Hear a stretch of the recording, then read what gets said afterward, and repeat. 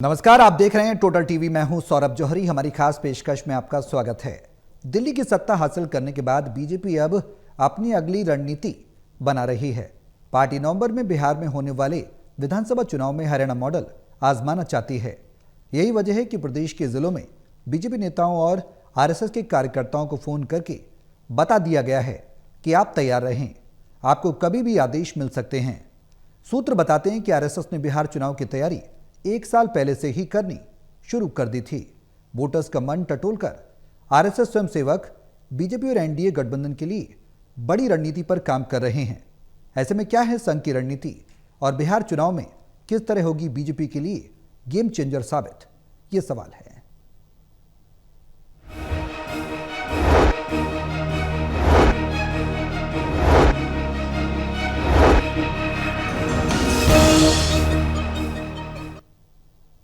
संघ की तैयारियां क्या हैं बिहार विधानसभा चुनाव को लेकर, क्योंकि अमूमन हरियाणा में, महाराष्ट्र में, दिल्ली चुनाव में भी इसी तरीके की परिस्थितियां देखी गई और मध्य प्रदेश में भी, राजस्थान में भी संघ की बेहद अहम बड़ी भूमिका रही है। हालांकि मोहन भागवत जो संघ प्रमुख हैं, बार बार इस बात को दोहराते रहे, स्पष्ट करते रहे कि संघ का पार्टी की नीतियों से कोई लेना देना नहीं है। लेकिन अब जो हरियाणा फॉर्मूला लागू होने की बात बिहार के चुनाव में हो रही है, वो क्या है और कितना प्रभावी होगा पार्टी के लिए, एनडीए के लिए संघ का ये पूरी तरह से रणनीति बनाना, ये सवाल है जिनके जवाब तलाशेंगे। हमारे सहयोगी हमारे साथ मौजूद हैं, उनका तारुफ मैं आपसे करा दूं।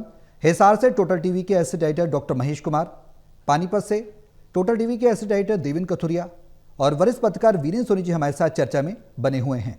आप सभी के साथ चर्चा आगे बढ़ाऊंगा, लेकिन उससे पहले एक रिपोर्ट देखिए, फिर करते हैं चर्चा शुरू। कोई राजनीति करना, चुनाव लड़ना और जीत कर सरकार बनाना तो बीजेपी से सीखे। हरियाणा विधानसभा में जीत के बाद महाराष्ट्र की जीत और फिर तुरंत बाद 2.5 दशक बाद दिल्ली को जीतने के बाद अब बबुआ के प्रदेश बिहार पर नजर गड़ा दी है। जी हां, नवंबर में होने वाले बिहार विधानसभा चुनाव में बीजेपी और आरएसएस ने हरियाणा मॉडल उतारने की तैयारी कर ली है। आरएसएस तो पिछले 1 साल से बिहार में सक्रिय हो गई थी। मतलब बिहार में एनडीए की सरकार, जिसमें मेजर शेयर होल्डर बीजेपी हो, इस सपने को भी पूरा करने के लिए आरएसएस सारथी की भूमिका निभाना चाहती है। राहुल गांधी फ्रस्ट्रेशन में है। कांग्रेस बार बार दाव लगाती है, दाव वो फेल हो जाता है। दरअसल इन लोगों का भ्रष्टाचार की दलदल में जन्म हुआ है। राहुल गांधी है या वो तेजस्वी है, तेजस्वी भी भ्रष्टाचार की दलदल में पनपा है। गौरतलब है कि बीजेपी की ये भी कोशिश है कि महाराष्ट्र की तर्ज पर ही सही गठबंधन में ज्यादा सीटें जीतकर बीजेपी नेतृत्व वाली सरकार बनाई जा सके। इसलिए हरियाणा विधानसभा मॉडल को बिहार में आजमाने की तैयारी है।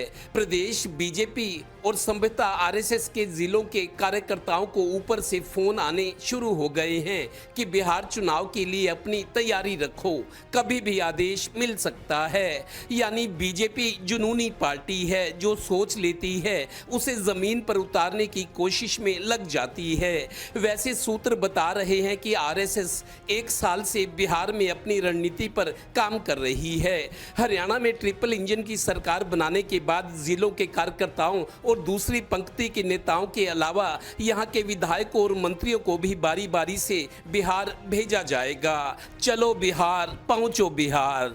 Haryana bureau, total news.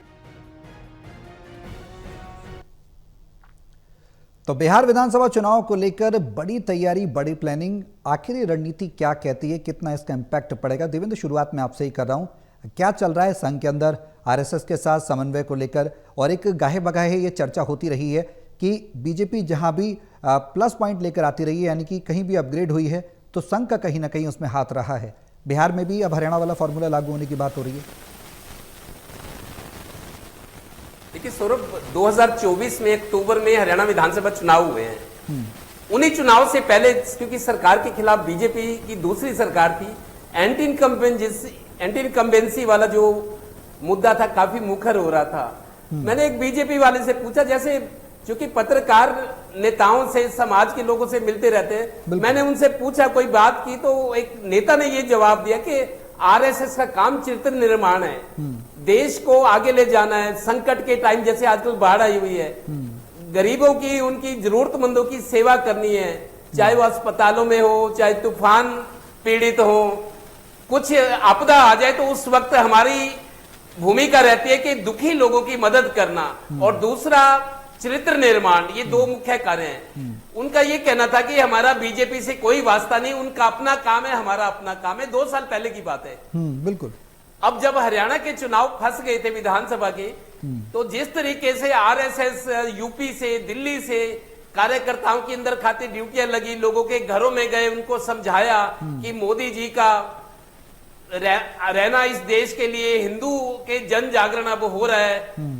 देश की सुरक्षा तभी है जब बीजेपी की या मोदी जी जैसे प्रधानमंत्री देश में रहे। इस तरीके से लोगों के घरों में गए, कई बार गए, और पूरी प्लानिंग, जिनको ये समझाया उनकी ड्यूटी भी लगाई कि आपको आगे 20 लोगों को ये बात बतानी है जो हमने आपको समझाई, क्योंकि यहाँ प्रदेश को बचाना है और फिर देश को बचाना है। तो उनको उस तरीके से प्रेरित किया गया, या यूं कहिए कि उनके मन को बदला गया। तो हरियाणा वाला फार्मूला महाराष्ट्र में भी काम आया, और फिर दिल्ली में बड़ा सपना रहा है। 25-26 साल बाद मदन लाल खुराना के बाद अब जाकर सरकार बनी, जब मदन लाल खुराना बीजेपी के मुख्यमंत्री होते थे जी। अब ये जो टेस्टेड फार्मूला, टेस्टेड एक्सपेरिमेंट है, अब इसको बिहार ले जाने की तैयारी है। मैंने आज ही किसी से बात की कि बीजेपी एक जिला का कोई एक मोर्चे का अध्यक्ष है। मैंने उनसे पूछा, उन्होंने कहा हाँ मेरे को फोन आया है कि आप अपनी तैयारी रखो, आपको किसी भी टाइम बुलाया जा सकता है। यही चीज आरएसएस के बारे में भी है। और मेरे को ये बताया गया कि बिहार से लगते जो राज्य जैसे यूपी है या और स्टेट्स हैं, जो आरएसएस की एक पूरा राष्ट्रव्यापी संगठन है, और आरएसएस को लेके लोगों के मन में श्रद्धा आस्था भी है कि आरएसएस देश निर्माण में, संकट के समय जरूरतमंद लोगों की मदद करता है। तो बिहार के आसपास के जो है वो आरएसएस के लोग वहां पहले से ही काम करें, 1 साल पहले से तैयारी है। और हरियाणा या दिल्ली से या आसपास के स्टेट से जो लोग प्रभावशाली भूमिका निभा सकते हैं, जो टारगेट्स को हासिल कर सकते हैं, ऐसे लोगों को तैयार किया जा रहा है। और उनको ये कहा गया है कि आप अपनी तैयारी रखो, कपड़े सिलवा लो, किसी भी टाइम आपको फोन आ सकता है, आपको जाना पड़ेगा। हाँ, ये जरूर है कि विधायकों मंत्रियों की भी ड्यूटी लगेगी, उनकी 2-4 दिन देवेंद्र, जो जहां प्रभाव डाल सकता है उस एरिया में उनकी ड्यूटी लगेगी। मैंने आज पूछा, उन्होंने कहा विधायक और मंत्रियों को भी जाना पड़ेगा, लेकिन 2-4 दिन, क्योंकि सरकार भी चलानी है। ठीक है। लेकिन जिन लोगों के पास समय है, जो टारगेट्स को अचीव कर सकते हैं, उनकी ड्यूटियां लंबी लगेंगी और काम पहले से चल रहा है। तो आरएसएस, मैं ये कहना चाहता हूं कि सारथी की भूमिका में नजर आएगी बीजेपी के लिए, और लक्ष्य यह कि बिहार में बीजेपी के सहारे सरकार बने, या बीजेपी के बूते सरकार बने, या महाराष्ट्र की तरह बीजेपी लीड रोल में हो, ये कोशिशें चल रही है। ठीक है महेश, अब सवाल इसी से जुड़ा कि हरियाणा वाला फॉर्मूला महाराष्ट्र में देखने को मिला और उसके परिणाम भी बदलते नजर आए, दिल्ली में भी बड़ी जीत हुई देखने को मिला, अब बिहार की बारी, क्या कहती है संघ की तैयारी? देखिए सौरभ, मुझे लगता है कि आरएसएस को लेकर एक सवाल नहीं पूछा जाना चाहिए। वर्तमान जो परिस्थिति है, मुझे लगता है कि उसका जवाब दिया जा चुका है। अब अगर वो सवाल पूछा जाता है तो ये पूछने वाले की गलती है। आप आरएसएस से ये मत पूछिए कि भारतीय जनता पार्टी से उसका रिश्ता क्या है, या फिर भारतीय जनता पार्टी से मत पूछिए कि आरएसएस से उसका रिश्ता क्या है। ये टाइम टेस्टेड हो चुका है, हर एक चुनाव में आजमाया जा चुका है। स्पष्ट नजर आता है कि भारतीय जनता पार्टी के लिए काम करती है आरएसएस।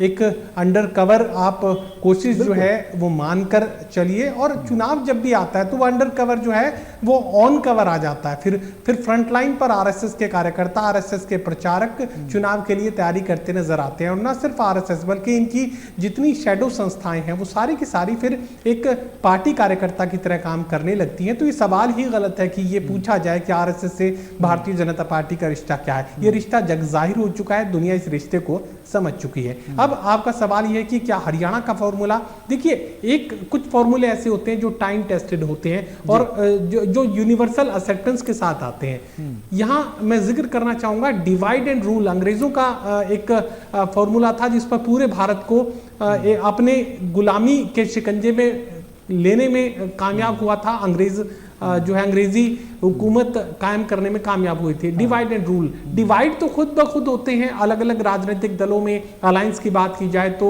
यहाँ जो सहयोगी संगठन होते हैं वो खुद ब खुद डिवाइड होते हैं। और अगर हरियाणा के फॉर्मूले का जिक्र किया जाए तो यहाँ पर कांग्रेस पार्टी के अंदर भी इंटरनल डिवीजन था, जिसका सीधा फायदा यहाँ भारतीय जनता पार्टी ने हरियाणा प्रदेश में उठाने का काम किया। एक तो पार्टी का इंटरनल जो डिफरेंस है, इंटरनल जो गतिरोध है, उसका फायदा। इसके अलावा अगर सहयोगी संगठन भी साथ चल रहे हैं तो फिर उनकी टूट का फायदा। किसी एक को टिकट मिलेगी, बाकियों को अपने साथ जोड़ने का काम भारतीय जनता पार्टी के लोग बखूबी कर सकते हैं। किसी पार्टी के एक कार्यकर्ता को टिकट मिलेगी, बाकी जो मजबूत चेहरे होंगे उन्हें भारतीय जनता पार्टी आसानी से अपने साथ जोड़ सकती है। ये एक फॉर्मूला है। दूसरा धन शक्ति। धन शक्ति जितनी बड़ी शक्ति भारतीय जनता पार्टी के पास इस वक्त चुनाव में इस्तेमाल करने के लिए है, किसी के पास नहीं है। तो आसानी से अंदाजा लगाया जा सकता है कि बटे हुए पहले से उन्हें रूल करने में कितनी परेशानी आएगी। उससे भी बड़ी बात है, अगर जो धन शक्ति सबसे बड़ी शक्ति है वो अगर भारतीय जनता पार्टी के पास है तो फिर कितनी परेशानी आएगी। आसानी से समझा जा सकता है कि आरएसएस भारतीय जनता पार्टी के लिए काम करती है। और हरियाणा में भी अगर देखने की कोशिश की जाए, अनुकूल माहौल है। दिल्ली चुनावों को लेकर भी मैंने ये बात कही थी कि यहाँ भारतीय जनता पार्टी हरियाणा के जो नेता कार्यकर्ता, खुद कैबिनेट मिनिस्टर्स और मुख्यमंत्री यहाँ दिल्ली में एक अहम भूमिका अदा करेंगे। अब आप देखिएगा आने वाले दिनों में यही भूमिका जो दिल्ली में अदा की वो पंजाब में देखने को मिलेगी। ये साफ तौर से बात कही जा सकती है कि तमाम अलग अलग प्रदेशों के नेता कार्यकर्ता, कैबिनेट मिनिस्टर्स और हर तरह की शक्ति, मैं रिपीट कर रहा हूं, हर तरह की शक्ति का इस्तेमाल बिहार में किया जाएगा। सबसे बड़ी शक्तियां अगर किसी के पास आज हैं तो भारतीय जनता पार्टी के पास हैं। और यही वजह है कि किसी भी चुनावी रण में भारतीय जनता पार्टी उतरती है तो सबसे भारी हो जाती है। अनटिल एंड अनलेस जो पंजाब की परिस्थितियां पिछली बार देखने को मिली थी, जब सिख नाराज हो गए थे भारतीय जनता पार्टी से, मोदी से, उस वक्त मोदी को प्रचार तक पहुंचने से पहले ही यू टर्न लेकर वापस दिल्ली आना पड़ा था। अगर इस तरह की कोई परिस्थिति ना हो, चाहे वो धर्म के आधार पर हो या किसी एक खास परिस्थिति के आधार पर हो, तो जरूर भारतीय जनता पार्टी और आरएसएस को पीछे हटना पड़ता है। वरना एग्जेम्पशन की एक या दो स्थिति ही यहाँ पर देखने को मिली है। अमूमन ये मानकर चलिए कि कोई भी शक्ति जिसे शक्ति के रूप में माना जाता है, पहचाना जाता है, वो शक्ति आज भारतीय जनता पार्टी के पास है। अविनीत जी, हरियाणा का जो फॉर्मूला है, जाहिर सी बात है अब चर्चाएं हैं तो लागू होने की तैयारी होगी बिहार में। कितना इम्पैक्ट देखते हैं और तैयारियों को लेकर किस तरह से देखते हैं? जो तैयारियां लगातार बड़े स्तर पर पार्टी करती रही है, बीजेपी की बात करें, संघ की बात करें, बिहार को लेकर क्या खास? देखिए, एक बात तो बड़ी स्पष्ट है, राष्ट्रीय स्वयंसेवक संघ जब कभी जनसंघ था, उसके बाद जनता पार्टी बनी और उसके बाद भारतीय जनता पार्टी, तो उसके लिए काम करता रहा है। ये कोई नई बात नहीं है। कोई पहली बार दिल्ली के या हरियाणा के या महाराष्ट्र के चुनाव में संघ ने काम किया, ऐसी बात नहीं है। संघ तो भारतीय जनता पार्टी के लिए काम करता रहता है, पहले से ही करता आया है। और ये बात ठीक है कि उसको गरिमा में जो उसका जो हुआ है, महिमा मंडन हुआ है, वो इन चुनाव में हुआ है। उससे पहले थी कि संघ तो अदृश्य रूप से काम करता है जी। संघ कभी सामने आके काम नहीं करता। हाँ, देखिए, इमरजेंसी के बाद 1977 में जब चुनाव हुए थे तो पहली बार राष्ट्रीय स्वयंसेवक संघ ने सक्रिय रूप से चुनाव में भाग लिया था जी। इससे पहले और बाद में संघ की कभी चुनाव में प्रत्यक्ष भूमिका नहीं रही है। संघ के कार्यकर्ता अप्रत्यक्ष रूप से काम करते हैं, मंच पर नहीं आते, माला नहीं पहनाते, तो एक और माइक पर नहीं आते, पर जनसभाओं में नहीं आते, तो एक मर्यादा में रह के काम करते हैं। वो अभी हाल के विधानसभा चुनाव में भी किया। और संघ का अब बिहार में क्या मुद्दा रहेगा? जो संघ के कार्यकर्ता जाएंगे वहाँ राष्ट्रवाद है, हिंदुत्व है, सामाजिक न्याय है और विकास है। और इन मुद्दों के साथ साथ नरेंद्र मोदी का करिश्माई व्यक्तित्व है, उसको ग्लोरीफाई करना, उसको महिमा मंडित करना।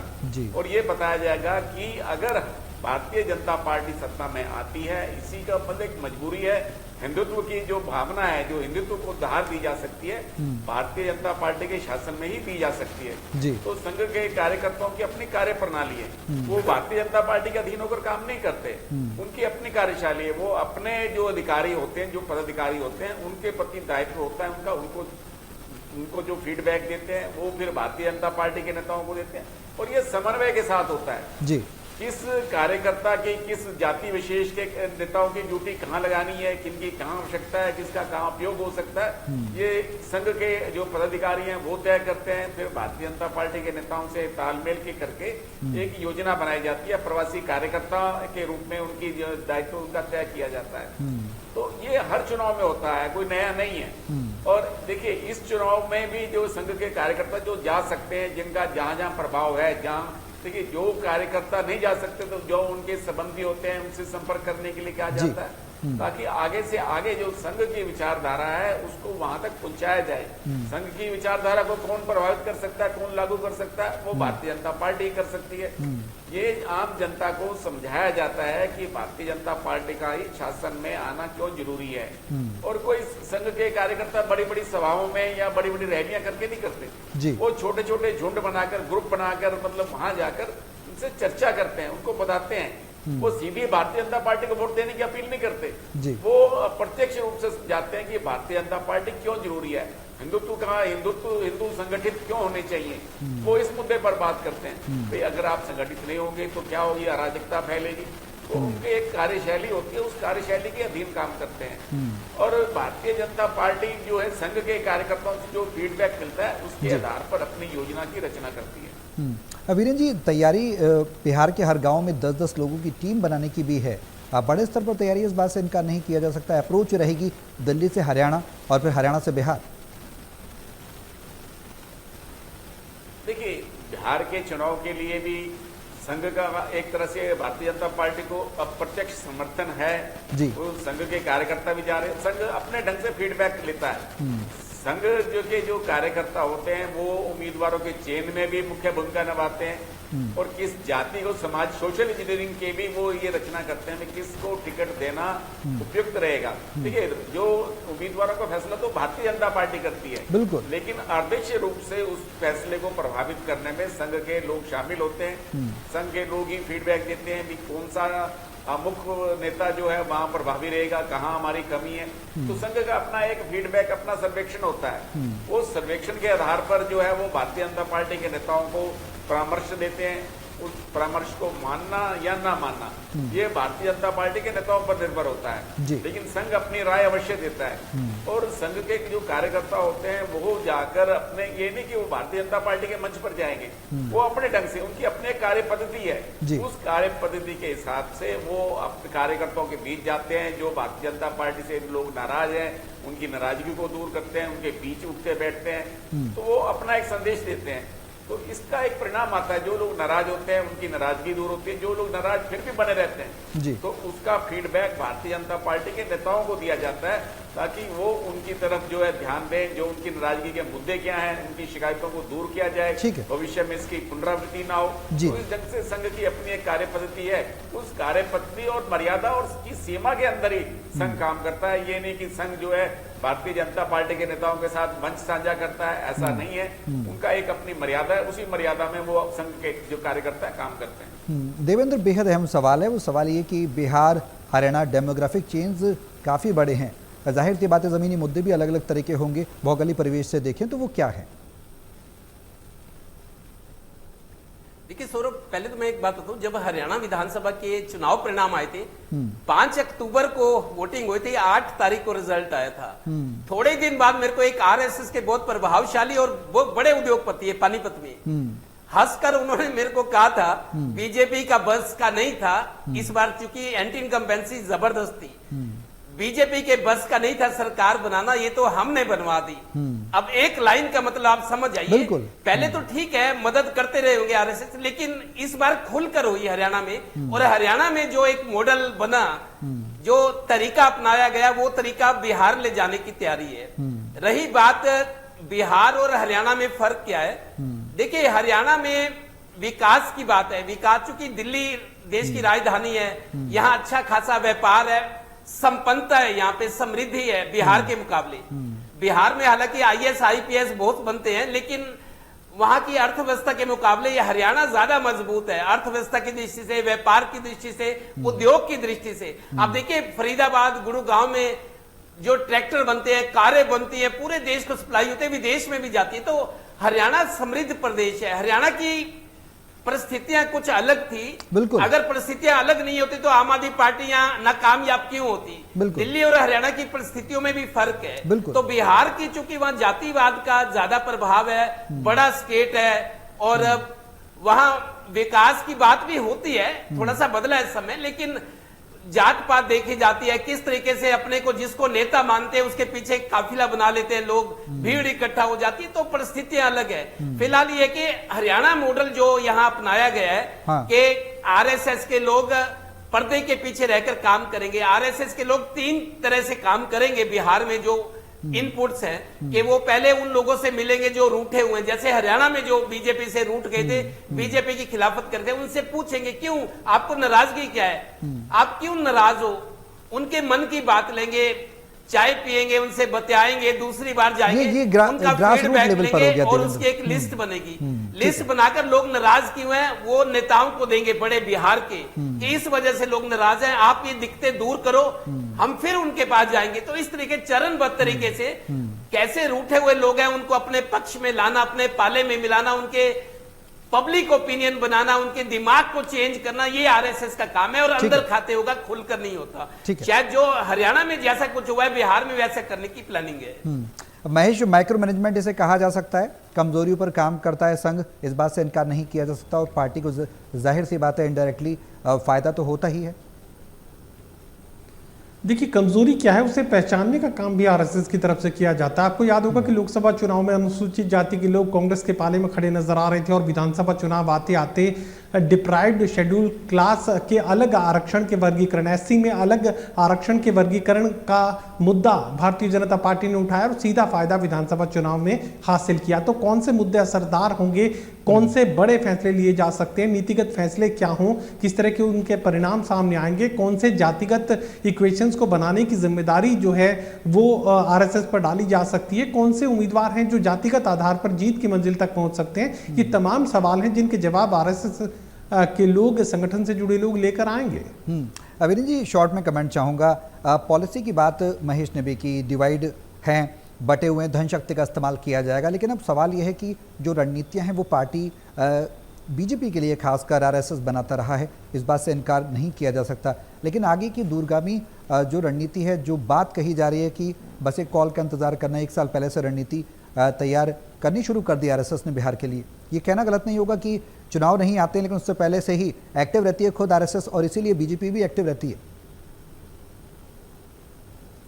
देखिए, संघ तो निरंतर सक्रिय रहता है। जो भी भारतीय जनता पार्टी और संघ में तालमेल का जो दायित्व है वो संघ के किसी पदाधिकारी को दिया जाता है जी। वो राष्ट्रीय स्तर पर भी होता है, प्रदेश स्तर पर भी। प्रदेश स्तर पर जो संगठन मंत्री होते हैं वो संघ का प्रचारक होता है, राष्ट्रीय स्तर पर भी जो संगठन मंत्री होते हैं वो संघ के प्रचारक होते हैं। तो इस तरह एक तालमेल बना रहता है। देखिए, संघ ना तो कभी जीत का श्रेय लेता है और ना कभी हार की नैतिक जिम्मेदारी।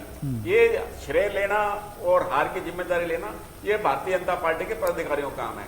संघ किसी व्यक्ति विशेष के लिए नहीं काम करता, संघ संगठन के लिए काम करता है। उसका जो दायित्व है वो संगठन के प्रति है।